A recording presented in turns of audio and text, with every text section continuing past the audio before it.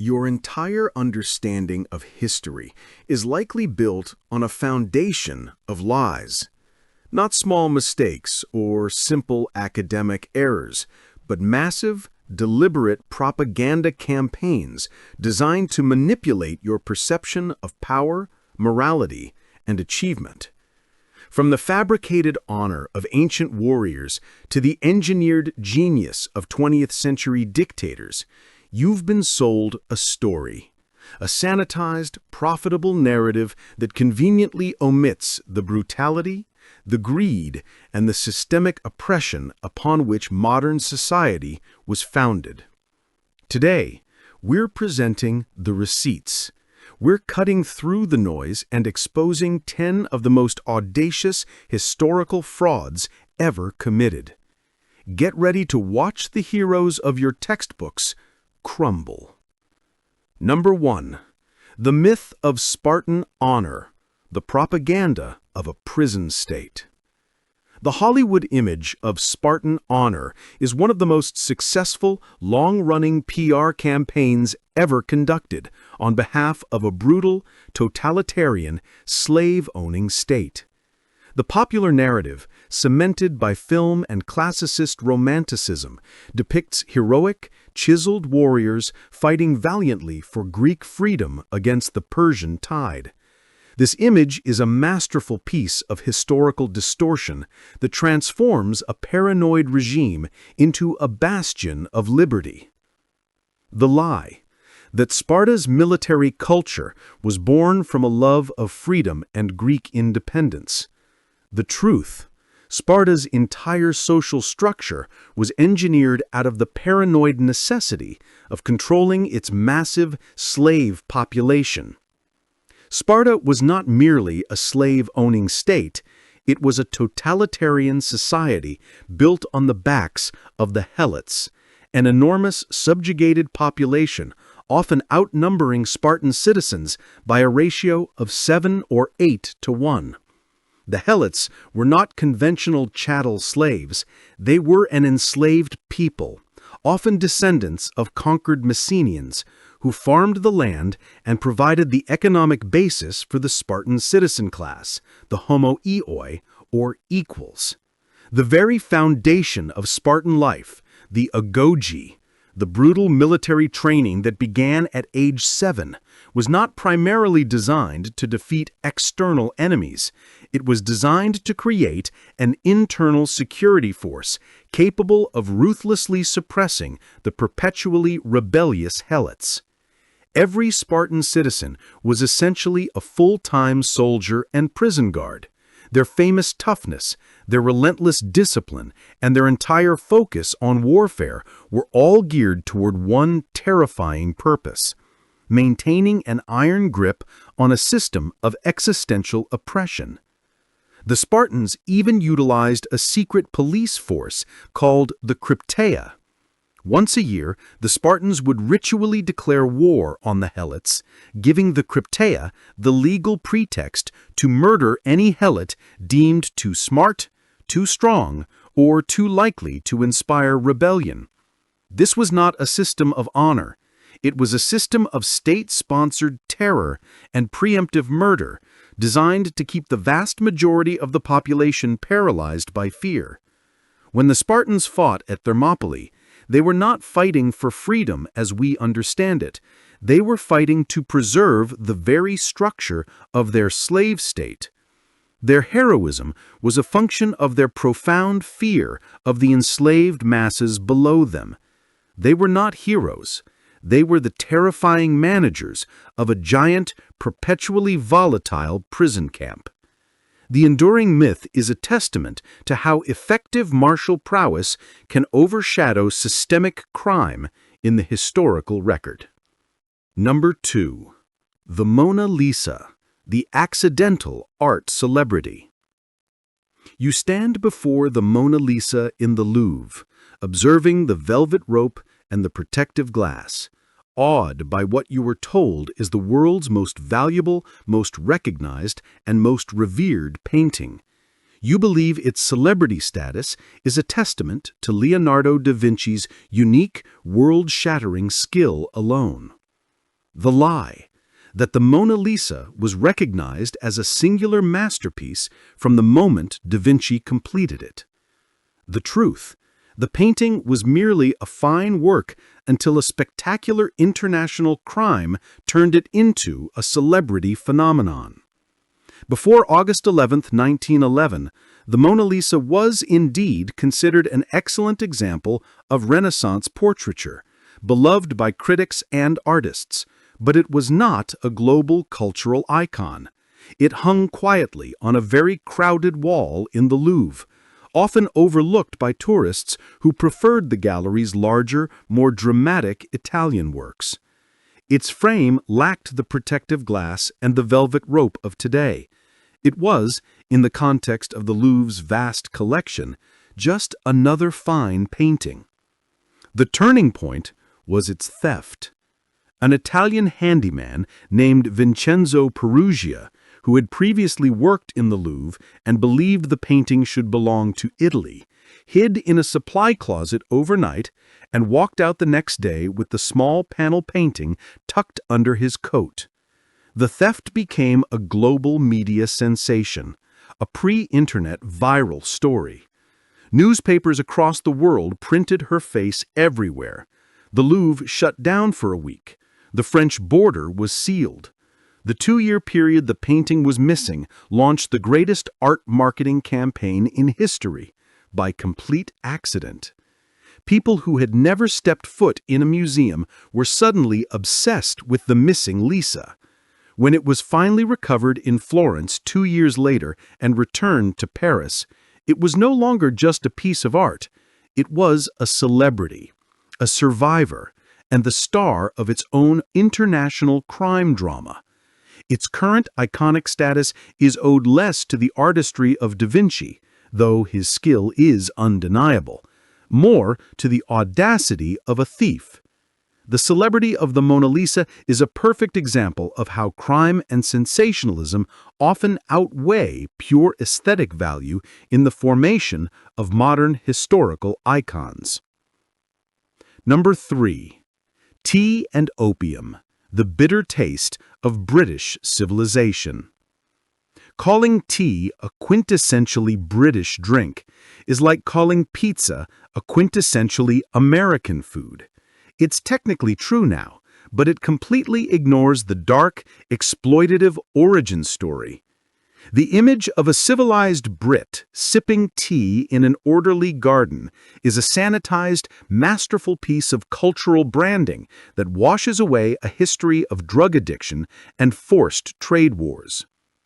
The lie that the British acquired tea through refined cultural exchange and embraced it as a national beverage. The truth: Britain became addicted to Chinese tea, creating a crippling trade imbalance they disastrously fixed by illegally importing opium into China. Tea is fundamentally Chinese. By the 18th century, Britain's demand for the product was so insatiable that it created a massive, unsustainable trade deficit with the Qing dynasty. The Chinese were uninterested in almost all British manufactured goods, demanding payment almost exclusively in silver bullion. This hemorrhaging of national silver reserves was viewed as an economic catastrophe by the British Crown. In a move of stunning immorality and calculated state violence, the British East India Company devised a sinister solution. They began smuggling vast quantities of opium from their territories in India into China. Their goal was simple: create an overwhelming new market, drug addiction, to balance the trade books. Chinese citizens paid for the opium with silver, which the British then used to buy tea. When the Chinese government recognized the devastating public health crisis and seized and destroyed the opium stores, Britain responded by launching the First and Second Opium Wars, 1839 to 1842, 1856 to 1860. These were not wars fought for liberty or trade rights. They were wars fought to force the Chinese to accept the illegal drug trade that was poisoning their population. The British won, securing free trade, control of ports like Hong Kong, and legalizing opium trafficking. The quiet cup of British tea is thus historically stained by addiction, systemic trade violence, and the forced subjugation of an entire nation. Number 4. The samurai, thugs with a noble code. The romanticized image of the samurai as honorable, Zen-like warriors following a noble, unbending code is a potent fantasy, heavily influenced by 20th century media and post-Meiji Restoration nostalgia. The lie that the samurai were philosophers whose primary motivation was the spiritual code of Bushido. The truth, they were the brutal armed enforcers of a rigid feudal class, essentially licensed thugs whose job was to maintain violent aristocratic control. The samurai were a military class, the armed nobility. Their power was derived not from spiritual enlightenment, but from their ability to use overwhelming, organized violence. They were, first and foremost, the military police and personal armies of their feudal lords, the daimyos, and their main job was to ensure that peasantry remained subservient and obedient. Their famous right to cut down commoners, kirisute gomen, who offended or disrespected them, was not a myth. It was a terrifying, sanctioned reality, a brutal, legal privilege that reinforced the deep power imbalance. This wasn't justice, it was legalized, arbitrary class violence. While a code of honor, Bushido, the way of the warrior, did exist, it was often more of a flexible, idealistic guideline than a strict, universally applied rule. Moreover, the code was heavily romanticized, codified, and published long after the samurai class had lost its real military power in the peaceful Edo period, and then later weaponized for nationalistic purposes in the 20th century. The code of honor was a refinement of behavior for a peacetime aristocracy, not the driving force of a warlord's bloody enforcers. A more accurate picture is a highly skilled, often brutal member of an elite military caste whose job was to ensure violent turf wars were won and the peasantry stayed in line for their boss. Number 5. Mussolini and the trains, the participation trophy of fascism. The claim that Italian dictator Benito Mussolini made the trains run on time is the ultimate propaganda lie. It's a pathetic attempt to credit a brutal fascist with at least one verifiable, tangible, and positive public achievement, the participation trophy of dictatorial successes. The lie that fascist rule under Mussolini single-handedly brought efficiency and punctuality to Italy's chaotic railway system. The truth, Mussolini merely took loud, ostentatious credit for improvements already begun by the previous democratic government. This entire narrative is a verifiable fraud. The truth is that Italy's railway system, like much of its infrastructure, had fallen into disrepair during World War I. However, a major program of nationalization, repair, and vital infrastructure improvement was implemented right after World War I by the democratic government and engineers who preceded Mussolini. The post-war recovery, which included investments in new rolling stock, standardization, and electrification, was already in motion. When Mussolini and his black shirts marched on Rome in 1922, they inherited a system that was already significantly improving. His regime simply seized the public relations opportunity, loudly trumpeting any minor or continued improvement as definitive proof of fascist efficiency and discipline. It was a classic case of showing up late to a party someone else planned and then claiming you organized the whole thing. The lie was so successful because it reduced the terrifying complexity of fascism into a simple, easily digestible achievement. He may be a strong man, but at least the trains ran on time. Even the one seemingly benign accomplishment people cite as evidence of fascist efficacy is a historical fabrication, a political narrative dressed up as engineering fact. Number 6. Aboriginal Australians, the Great Colonial Gardening Lie. The British colonial narrative painted Aboriginal Australians as primitive, nomadic hunter-gatherers wandering a vast, wild, untamed land. This depiction of an empty land, or terra nullius, was a convenient and necessary lie used to legally justify seizing their territory without acknowledging their deep-seated claim. The lie was that the land encountered by the first British colonists was a pristine, untouched wilderness. The truth: Aboriginal Australians were sophisticated geoengineers who actively and meticulously managed the continent's ecosystem for tens of thousands of years. The reality, now confirmed by decades of archaeology and ecological science, is mind-blowing. Aboriginal Australians were practitioners of sophisticated continental-scale geoengineering. For over 65,000 years, they did not merely live in nature, they actively shaped and managed it. The cornerstone of this management was firestick farming, or controlled burns. They intentionally set low-intensity, patchy fires to clear dense, inflammable undergrowth, preventing catastrophic wildfires, promote the growth of specific edible plants and grasses, create grazing lawns to attract kangaroos and other game for easier, sustainable hunting. Furthermore, in some regions, they built elaborate, multi-kilometer-long stone weirs and canals, the most famous example being the complex aquaculture system of the Gunditjmara Mara people in Budbim, to farm eels, creating one of the oldest and most extensive aquaculture systems on Earth. They were, in effect, farmers and engineers of the landscape. The colonists saw wilderness because they were too culturally ignorant and arrogant to recognize a continent-sized, meticulously managed garden. This lie was not an error. It was a calculated cultural blindness essential for the project of colonization and displacement. Number 7. Hitler's legal ascent, the catastrophe of conservative elite. The myth that Adolf Hitler violently seized power in a dramatic, revolutionary coup is a dangerous and self-serving oversimplification. This narrative allows external forces and the German establishment to absolve themselves of guilt, portraying Hitler as an unstoppable revolutionary wave. The lie that Hitler was a revolutionary who took power by force and popular mandate alone. The truth? Hitler was a politician who was legally and constitutionally handed the keys to the government by Germany's powerful conservative elite. In January 1933, Hitler was legally and constitutionally appointed Chancellor of Germany by the aging President Paul von Hindenburg. This was not a coup. The 1923 beer hall putsch was his failed attempt.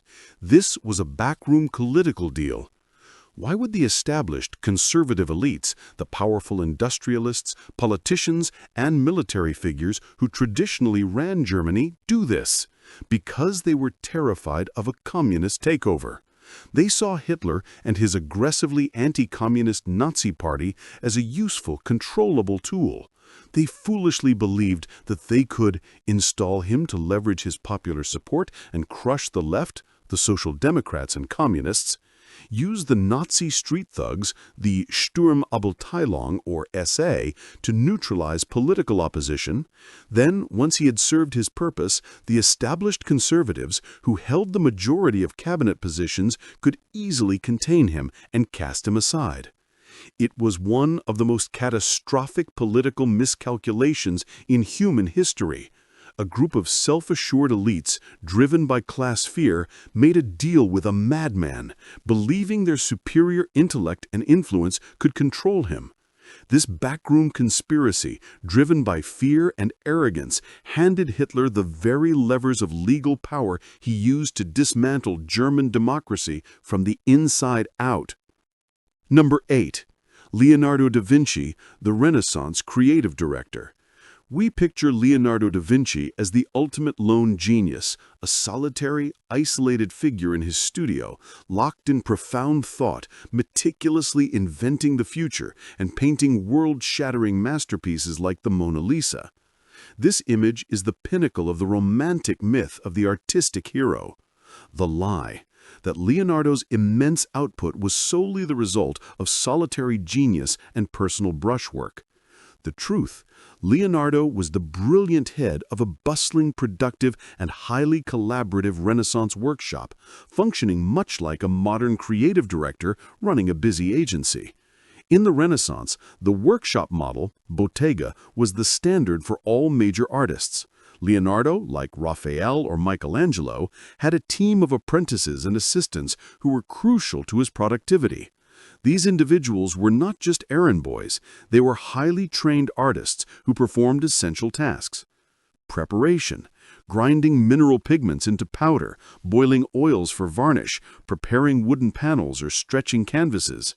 Underpainting, laying the groundwork and basic composition of the work known as the grisal.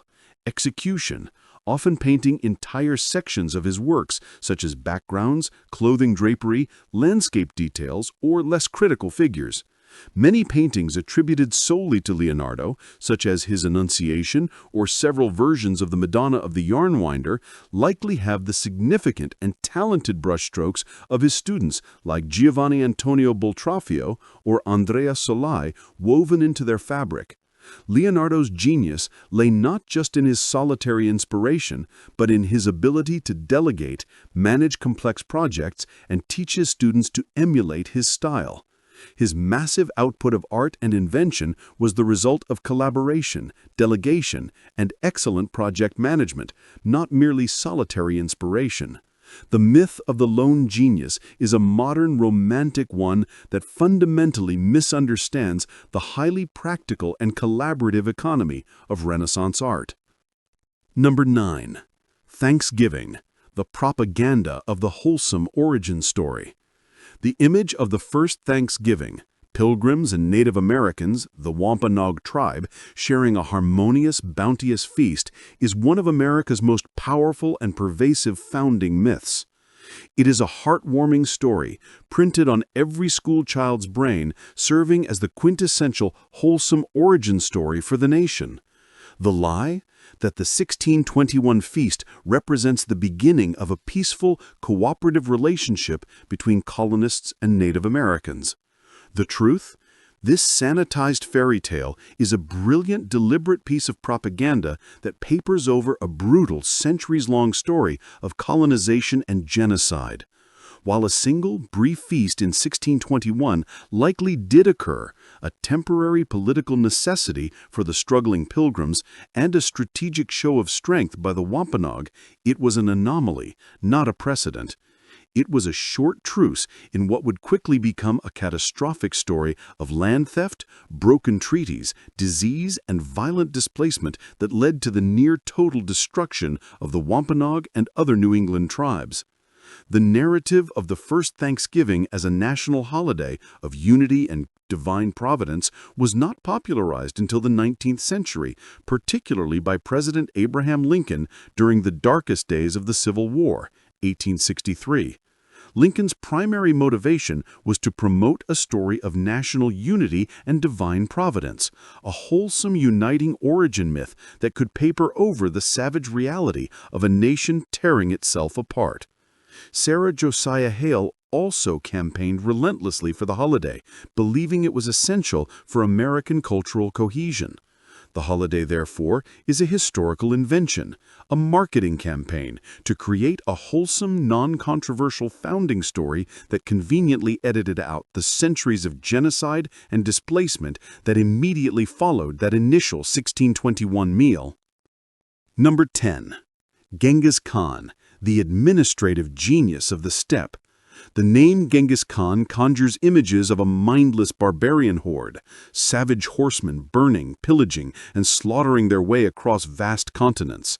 While the terrifying, slaughtering part is horrifically accurate, the mindless part is pure, self-serving propaganda from the sophisticated civilizations he crushed, like the Islamic Abbasid Caliphate and the Chinese Jin dynasty.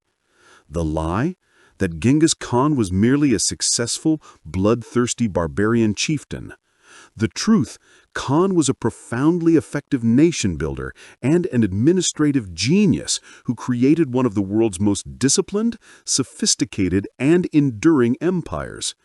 Khan's true genius lay in his ability to transcend mere tribal warfare. He united warring nomadic tribes into a disciplined, meritocratic, and unified empire. His key administrative innovations include the Yasa, a codified legal system that governed nearly every aspect of nomadic and imperial life, from military organization to taxation. It enforced discipline and loyalty across vast distances. The Yam, or postal system, a brilliant, high-speed pony express system that utilized relay stations and fresh horses to move messages, intelligence, and even lightweight goods across the empire at incredible, unprecedented speeds. It was the information backbone of his vast dominion. The Paisa, or passport, a special tablet or medallion that guaranteed safe passage, food and lodging to envoys and merchants across the entire Mongol territory. This infrastructure promoted religious tolerance and re-energized trade along the Silk Road, creating a period of Pax Mongolica, or Mongol peace. Yes, he was a brutal conqueror responsible for the deaths of millions, but he was also a promoter of meritocracy, religious tolerance, and organized commerce. A complex, terrifying figure who built one of history's most sophisticated and well-organized empires on the ashes of his enemies. The myth of the mindless barbarian was necessary for those enemies to rationalize their defeat. We've done the heavy lifting, exposing 33 massive historical frauds, but we know the cover-up runs deeper. This is where you take over. What is the one undeniable historical lie, the single piece of propaganda that absolutely drives you insane that we didn't mention? Drop the receipts in the comments below.